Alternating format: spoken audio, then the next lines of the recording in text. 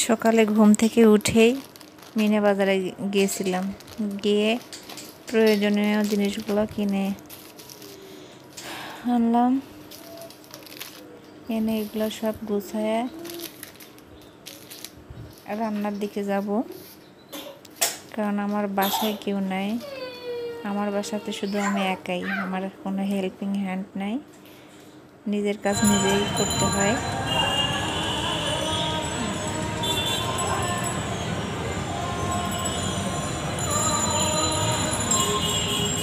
আজান দিচ্ছে, বসে বসে আজান শুনছি। আজান শুনতে আমার খুব ভালো লাগে, আমি বসে বসে আজান শুনতেছি।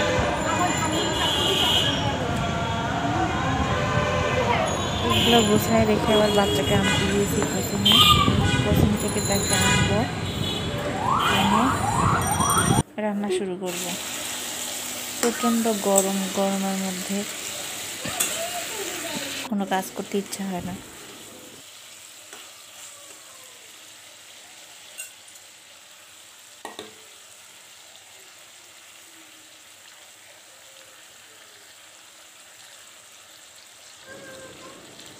বাচ্চাকে বাসায় এনে সজনে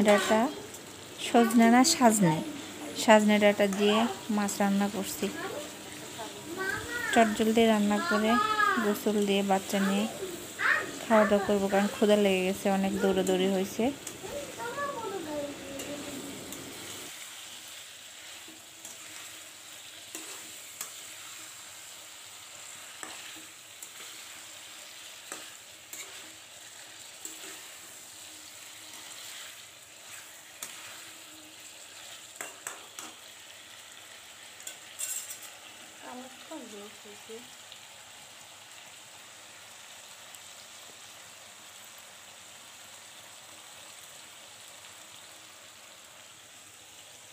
আমার ভাতও হয়ে গেছে।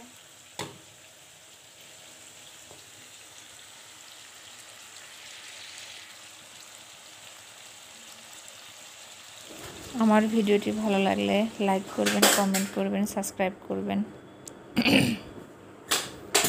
শখ করে চ্যানেলটা আসলে খুলছিলাম, কাজ করা হয় নাই, সময়ই পায় না ভিডিও দেওয়ার।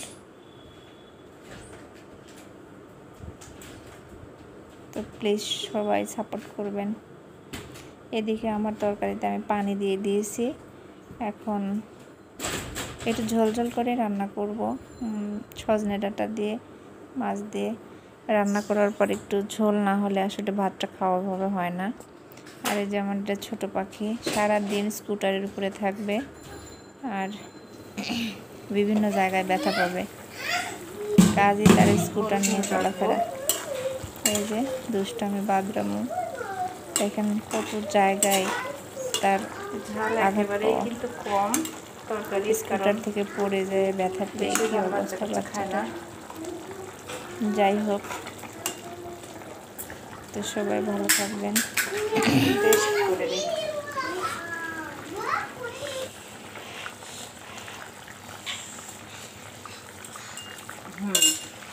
মজা হয়েছে।